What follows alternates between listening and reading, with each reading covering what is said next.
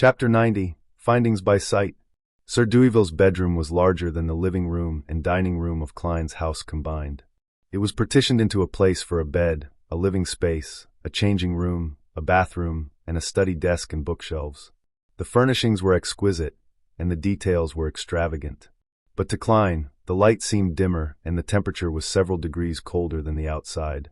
At the same time, he seemed to hear the sound of sobbing and moaning, as though one was putting up a last-ditch struggle. Klein was in a trance, and everything suddenly returned to normal. The sunlight shone brightly through the window and poured over the entire bedroom.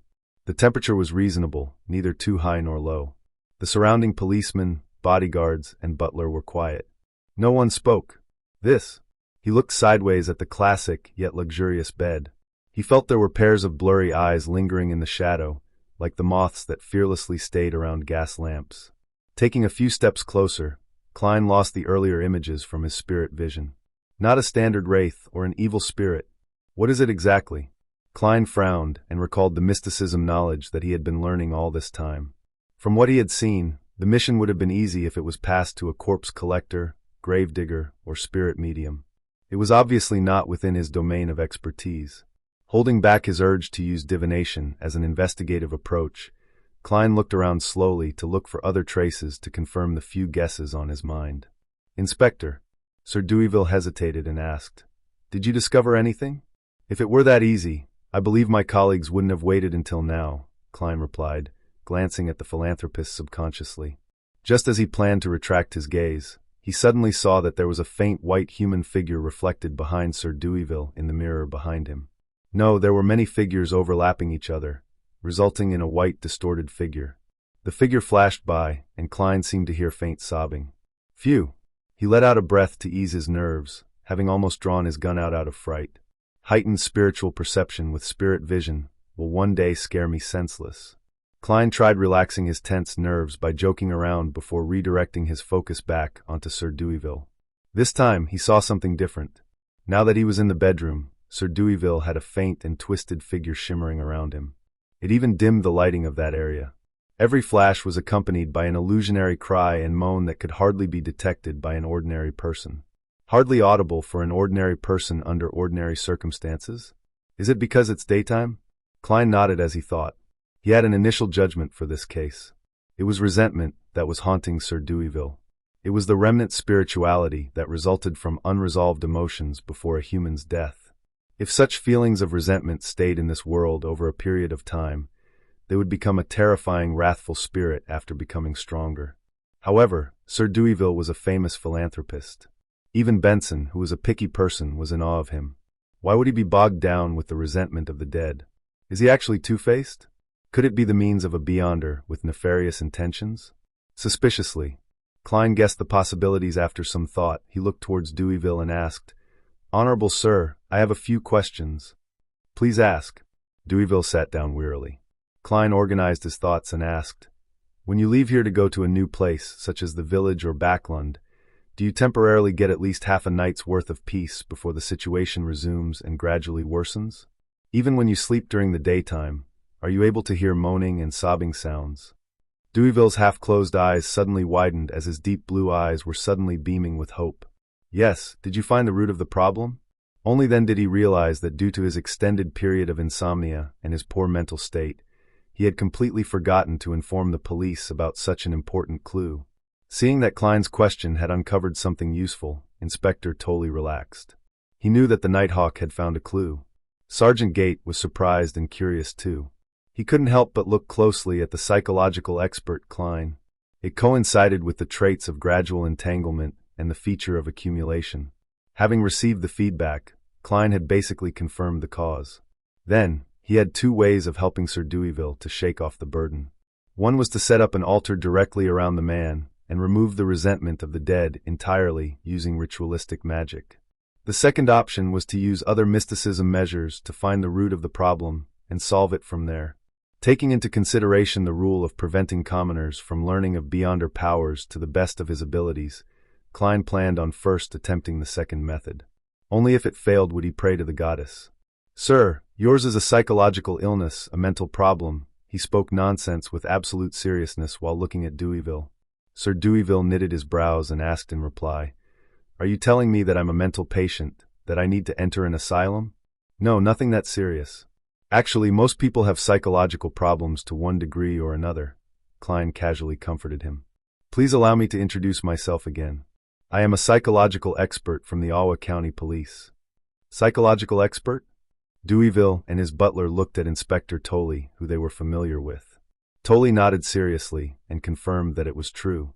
"All right, what do you need of me for my treatment? Besides, I don't understand why my butler, my bodyguards, and my servants will hear the sobbing and moaning as well." Deweyville held his walking stick with both hands, looking confused. Klein replied professionally, "I will explain it to you after it's resolved. Please tell your butler, your servants, and your bodyguards to leave. Inspector Tolley, Sergeant Gate, please leave as well. I need a quiet environment to begin the initial treatment." "A treatment with magic?" Inspector Tolley added in his heart and nodded at Sir Deweyville. Deweyville fell silent for more than 10 seconds before saying, "Cullen, take them to the living room on the 2nd floor." "Yes, sir." Butler Cullen didn't retort since the request was made by a police officer, a probationary inspector, and a psychological expert. After watching them leave the room one after another and closing the door behind them, Klein looked at Deweyville, who had dark blonde hair and blue eyes, and said, "Sir, please lie down on your bed. Relax and try to sleep." "All right." Deweyville hung his coat and hat on the clothes rack before walking slowly to the side of the bed and then laid down. Klein drew all the curtains, turning the room dark. He took off his pendant and quickly used spirit pendulum to determine any dangers. Then he sat on the rocking chair near the end of the bed, traced a spherical light in his mind, and entered cogitation.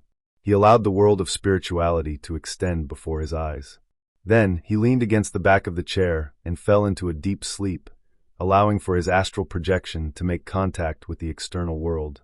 He was using the technique of dream divination to let himself be in the spiritual environment like he was dreaming, so as to communicate with each and every resentment that plagued Sir Deweyville.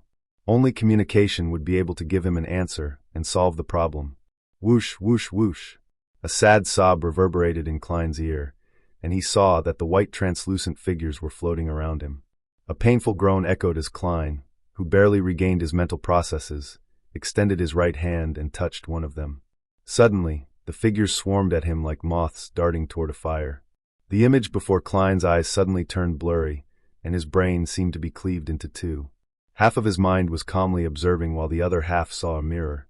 In the mirror, there was a young girl dressed in worker garbs. She looked strong and fit as she walked in a dust-covered factory while her head throbbed in pain. Her eyesight occasionally turned blurry, and her body became skinnier by the day. She seemed to hear someone calling her Charlotte, and the voice said that she had a hysterical illness. Hysterical illness? She looked towards the mirror and saw that she had a faint blue line on her gum. The mirror's view switched, and Klein saw another girl called Mary. She too walked into the lead factory, young and lively. Suddenly, half of her face started twitching, followed by her arm and leg on the same side.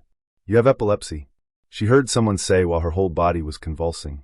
As she twitched and fell, the intensity increased before she finally lost consciousness. There was another girl, and she was depressed. She was walking around the street in a daze, to the point of having a speech impediment. She had a very bad headache, and she had a blue line on her gums. She would also convulse from time to time. She met a doctor, and the doctor said, "Lafayette, this is a result of lead poisoning." The doctor looked at her with pity and saw her convulse again. She twitched continuously, and the doctor saw that her eyes had lost all their light. Many images appeared before Klein, and he remained immersed within them and calmly observed. Suddenly, he understood the plight of the girls. The female workers had been in extended contact with white lead. They had all died of lead poisoning as a result of long-term exposure to the dust and powder. Sir Deweyville had a lead factory under his name, and also 2 porcelain factories. All of them hired comparatively cheaper female workers. Klein saw all of that in silence, and felt that there was something that still had not been clarified. Such death resentment was insignificant. They could not affect reality, or have any effect on Deweyville even when accumulated. Unless there was a more powerful and stubborn resentment that had united them all. Just then he saw another girl. The girl was no more than 18 years old, but she was glazing the porcelain in the factory. "Haley, how are you doing lately? Do you still have a headache?" If it gets too serious, remember to inform me. Sir Deweyville has enforced a rule that people with severe headaches cannot continue being in contact with lead and must leave the factory, an elder lady asked with concern. Haley touched her forehead and replied with a smile. Just a little, I'm okay. Tell me tomorrow if it gets any worse, the elderly lady exhorted. Haley agreed. When she returned home, she massaged her forehead from time to time. She saw that her parents and brother had returned, but their faces looked hopeless. Your father and brother lost their jobs, her mother said as she wiped her tears. Her father and brother hung their heads low and muttered, We will try to get some work at the harbor, but we don't even have bread money for the day after tomorrow. Maybe we will need to move to Lower Street. Haley's mother looked at her with reddened eyes. When are you getting your pay? It's 10 solely, right? Haley massaged her forehead again. Yeah, Saturday. Saturday. She didn't say anything else and remained as quiet as usual. She returned to the factory the next day and told her supervisor that her headache recovered and she felt fine. She smiled and walked 5 kilometers back and fro to work daily. She massaged her head more and more frequently. You haven't found another job? Haley couldn't help but ask her father and brother while looking at the soup, which was boiling with black bread. Her father said in frustration, The economy is in a recession. Many places are retrenching. Even the harbor jobs are sporadic. I could only get 3 solely and 7 pence a week. Haley sighed and fell into her usual silence. However, she hid her left hand that was twitching suddenly. On the second day, she walked to work again. The sun was shining brightly, and the street grew busier and busier with pedestrians. Suddenly, she started convulsing all over. She fell to the side of the road, foam spewing out of her mouth. She looked up into the sky, and her gaze turned into a blur. She saw people walking past and others getting close. She saw a carriage pass by with the Deweyville family emblem, with a white dove with its spread wings, as if ready to take off. She tried hard to open her mouth, but she couldn't make a sound. So she didn't say a thing, quiet as ever. But the difference this time was that she was dead,